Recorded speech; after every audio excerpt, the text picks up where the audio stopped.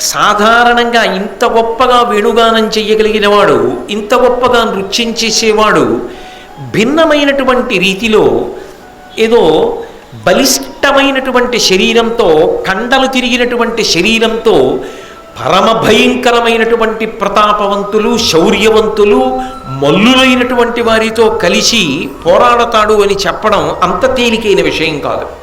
కానీ చిన్ని కృష్ణుడు చాణూర ముష్టికులనేటటువంటి మల్లులతో గొప్ప మల్లయుద్ధం చేశాడు. కంసుడి యొక్క అంతఃపురం దగ్గరికి వెళ్ళినప్పుడు మొట్టమొదట వాళ్ళు ఎదురొచ్చారు.